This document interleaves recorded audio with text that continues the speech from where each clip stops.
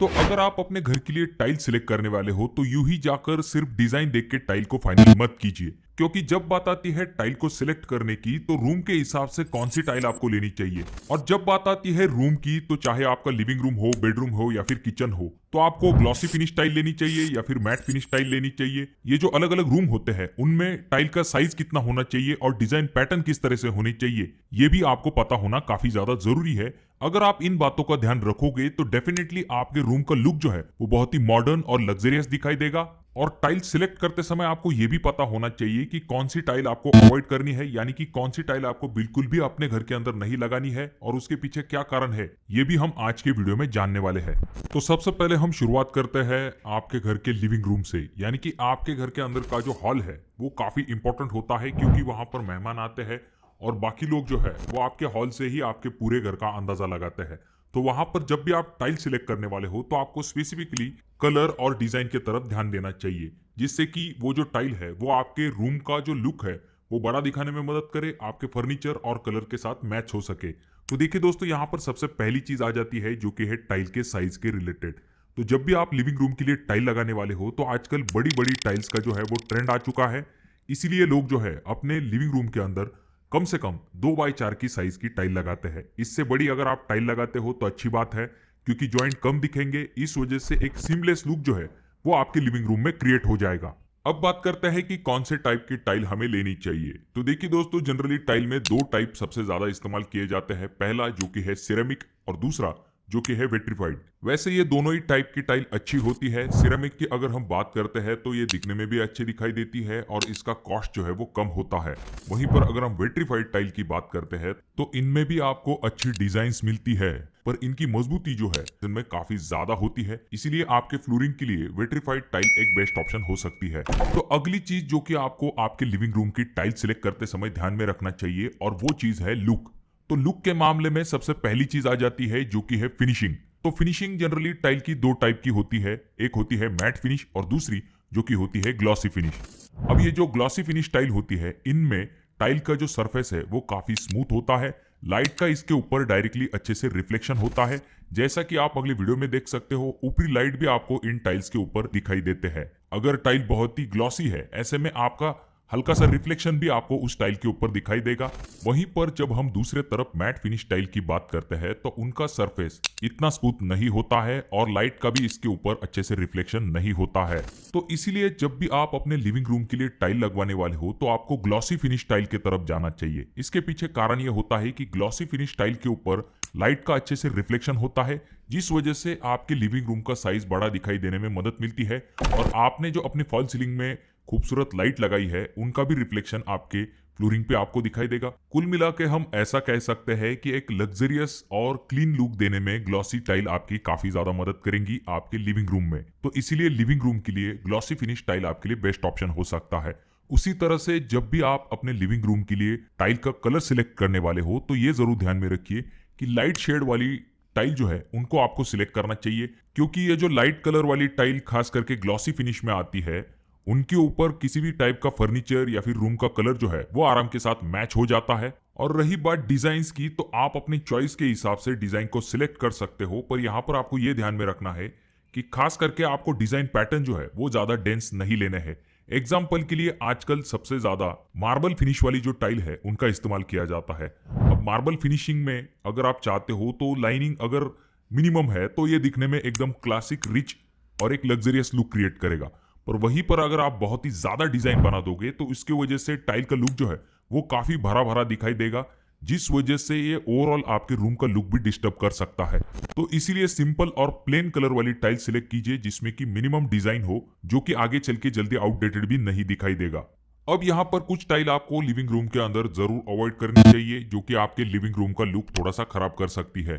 पहली टाइल आ जाती है जो कि आपको अवॉइड करनी है, वो है इस तरह की जो कारपेट स्टाइल वाली चेक्स डिजाइन वाली टाइल्स आती है, उनको आपको अवॉइड करना चाहिए। या फिर जो टाइल ऐसी डिजाइन वाली होती है जिनमें कि छोटे छोटे पैटर्न्स बने हुए होते हैं, उन्हें आपको अवॉइड करना चाहिए। इसका नुकसान ये होता है कि ऑलरेडी ये जो कारपेट स्टाइल वाली टाइल है वो आउटडेटेड हो चुकी है और ये जो छोटी डिजाइन वाली टाइल होती है इनकी वजह से आपके रूम का लुक जो है वो थोड़ा सा छोटा दिखाई देगा।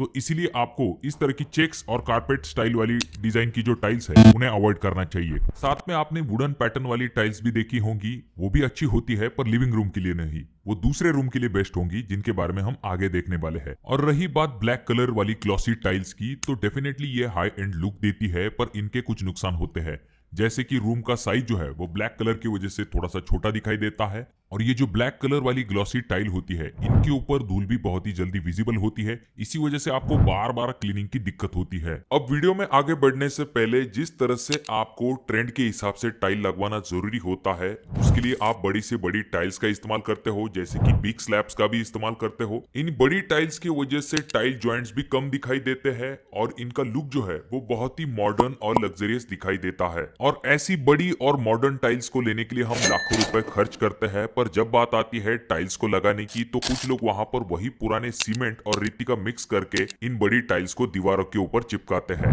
अब ऐसे में दिक्कत ये होती है कि ये जो बड़ी टाइल्स होती है इनका वाटर एब्जॉर्प्शन फैक्टर भी बहुत कम होता है, जिस वजह से ये पानी को अपने अंदर ज्यादा नहीं खींचती है। और ऐसी बड़ी टाइल जब आप सीमेंट की मदद से दीवार के ऊपर लगाते हो तो आगे चल के जो सीमेंट है वो जब सिकुड़ता है, ऐसे में आपको टाइल में बहुत ही खोखला साउंड सुनाई देता है।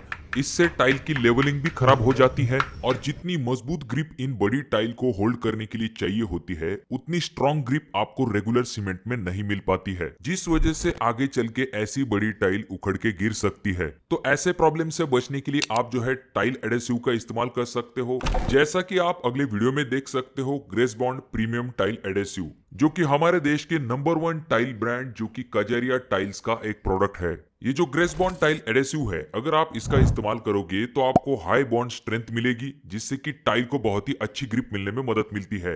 और ये जो ग्रेसबॉन्ड टाइल एडेसिव है, अगर आप इसका इस्तेमाल करते हो तो आपको टाइल के बीच में कोई खोखला साउंड सुनाई नहीं देगा, बहुत ही अच्छे तरीके से मजबूती के साथ आपकी टाइल फिक्स होने में इससे मदद मिलती है। अब जैसा कि आप अगले वीडियो में देख सकते हो, जब किसी भारी भरकम चीज को इन टाइल के ऊपर गिरा दिया जाता है तो जो रेगुलर सीमेंट से लगाई हुई टाइल है वो जल्दी टूट जाती है, वहीं पर जो ग्रेसबॉन्ड से लगी हुई टाइल है वो जल्दी नहीं टूटती है। तो इससे आपको ग्रेसबॉन्ड टाइल एडेसिव के मजबूती का अंदाजा आ चुका होगा। तो अब जानते हैं एप्लीकेशन प्रोसेस के बारे में। तो इसका एप्लीकेशन भी काफी आसान होता है। आपको 3 पार्ट ग्रेसबॉन्ड टाइल एडेसिव लेना है, 1 पार्ट वाटर के साथ, और इन दोनों को मिक्स कर लेना है। और इसमें जो मॉइस्चर है वो 1 से लेकर 1.5 घंटे तक बना रहता है, जिस वजह से आपको एक्स्ट्रा वर्किंग टाइम भी मिलता है। अब जब आप ग्रेसबॉन्ड टाइल एडेसिव की मदद से टाइल को अच्छे तरीके से लगा दोगे तो उसके 24 घंटे बाद, यानी कि अच्छे तरीके से टाइल सूख जाने के बाद, आप टाइल ज्वाइंट फील करने के लिए ग्रेसबॉन्ड का प्रीमियम इपॉक्सी ग्राउट जो है उसका इस्तेमाल कर सकते हो। यह आपको आपके टाइल के कलर के हिसाब से अलग अलग कलर में मिल जाता है। अब टाइल एडेसिव जैसा इंपॉर्टेंट पॉइंट जानने के बाद अब बात करते हैं नेक्स्ट पॉइंट के बारे में, जो कि है किचन टाइल्स। देखिए दोस्तों, जब भी बात आती है किचन में टाइल सिलेक्ट करने की तो वहां पर आपको लुक के साथ मेंटेनेंस के तरफ भी खास करके ध्यान देना पड़ता है। तो आपके घर का जो किचन होता है वहां पर आप जो है मैट फिनिश टाइल के तरफ जा सकते हो, क्योंकि मैट फिनिश टाइल का फायदा यह होता है कि इनका जो सरफेस होता है वो ग्लॉसी टाइल इतना स्मूथ नहीं होता है, जिस वजह से अच्छी ग्रिप मिलने में मदद मिलती है। क्योंकि किचन है तो वहां पर आपका पानी गिरता है, तेल गिरता है या फिर बाकी चीजें गिरने की वजह से थोड़ा सा स्लिपरी सरफेस हो जाता है। तो ऐसे में वहां पर अगर ग्लॉसी टाइल है तो उसके ऊपर से स्लिप होके गिरने के चांसेस काफी ज्यादा बढ़ जाते हैं। वहीं पर मैट फिनिश टाइल में ये संभावना थोड़ी सी कम हो जाती है, और मैट फिनिश टाइल जो है उनके ऊपर जल्दी दाग धब्बे दिखाई नहीं देंगे, इसी वजह से आपको क्लीनिंग में ज्यादा दिक्कत भी नहीं होती है। और रही बात डिजाइन की, तो आप बेज कलर की तरफ जा सकते हो, सिंपल कलर पैटर्न की तरफ जा सकते हो। अक्सर ही पहले ऐसा देखा जाता था कि मैट फिनिश का मतलब ये होता था कि वही पुराने कारपेट या फिर चेक्स डिजाइन वाली टाइल्स को लगाया जाता था, जो कि अब आउटडेटेड हो चुके हैं। इस तरह के टाइल लगाने के बजाय आपको मैट फिनिश में सिंपल और प्लेन डिजाइन वाली टाइल्स को लगाना चाहिए, जिससे कि किचन का लुक भी अच्छा दिखाई देगा, साइज भी बड़ा दिखाई देगा और आपको इस्तेमाल में भी काफी आसानी होगी। रही बात टाइल की थिकनेस, यानी कि टाइल की मोटाई कितनी होनी चाहिए, तो जब आप घर के अंदर टाइल लगाते हो तो आपको टाइल की थिकनेस कम से कम 9 mm तक रखनी चाहिए। और आप जो किचन के फ्लोरिंग के लिए टाइल लगवाने वाले हो उसका साइज कितना होना चाहिए, तो आप 2x4 के साइज की तरफ जा सकते हो, जो कि आपके लिए बेस्ट ऑप्शन रहेगा। और रही बात किचन की जो वॉल टाइल्स होती है, जो किचन काउंटर टॉप के ऊपर हम लगाते हैं, तो वहां पर आपको डिजाइन की तरफ 2-3 चीजें ध्यान में रखनी चाहिए। सबसे पहली चीज, आपकी जो किचन की वॉल टाइल होती है उनके ऊपर इस तरह के खांचे नहीं बने हुए होने चाहिए, क्योंकि इनके ऊपर धूल या फिर तेल के जो दाग है वो बहुत ही जल्दी विजिबल होते हैं। उसके बाद में पहले हम जो किचन के ऊपर टाइल लगाते थे उसके ऊपर कुछ हाइलाइटर्स का इस्तेमाल किया जाता था, जिनके ऊपर कुछ फलों के डिजाइन होते थे, कुछ चाय कॉफी के जो कप्स होते थे उनको लगाया जाता था, एक दो टाइल लगाई जाती थी। तो आपको ऐसा अभी नहीं करना है। आपको अपने किचन के अंदर इस तरह के हाइलाइटर्स लगाने की जरूरत नहीं है। एक प्लेन कलर की टाइल जो है उसे आपको रखना है, जिससे कि आपका जो किचन प्लेटफॉर्म है वो दिखने में अच्छा दिखाई देगा। तो अब बात करते हैं बेडरूम के बारे में। तो देखिए दोस्तों, बेडरूम में आप बहुत सारे टाइप के एक्सपेरिमेंट फ्लोरिंग के साथ कर सकते हो। यहाँ पर ध्यान देने वाली बात यह होती है कि बेडरूम में आपका जो बेड होता है, या फिर जो आपका वार्डरोब होता है, या फिर जो ड्रेसिंग यूनिट होता है, उसके नीचे आपका जो फ्लोरिंग का बहुत सारा एरिया जो है वो कवर हो जाता है। यानी कि बहुत ही कम प्रमाण में आपकी टाइल जो है वो विजिबल होती है। तो इसके लिए आप क्या कर सकते हो, जो कोई भी टाइल आपको अच्छी लगती है, जैसे कि आपको वुडन टाइप की टाइल अच्छी लगती है, मैट फिनिश टाइल अच्छी लगती है, तो आप उन टाइल का इस्तेमाल जो है अपने बेडरूम के अंदर कर सकते हो। और रही बात इतना कम एरिया अगर दिखाई देता है, तो टाइल का साइज अगर आप कम रखते हो तो भी ज्यादा दिक्कत नहीं होगी। 2x2 या फिर 2x4 की साइज की टाइल जो है उन्हें आप अपने बेडरूम के अंदर लगवा सकते हो। तो अब अगर हम बाथरूम के बारे में बात करते हैं, तो बाथरूम में भी सबसे पहले हम बाथरूम की जो फ्लोरिंग होती है उसके बारे में बात करेंगे। तो जो बाथरूम की फ्लोरिंग है उसके लिए आपको वॉल टाइल से मैच होने वाली टाइल ही लगवानी है। और यहाँ पर आपको सबसे इंपॉर्टेंट चीज ये ध्यान में रखनी है कि बाथरूम के अंदर जो आप फ्लोरिंग लगाने वाले हो वहां पर आपको एंटी स्किड टाइल के तरफ जाना चाहिए।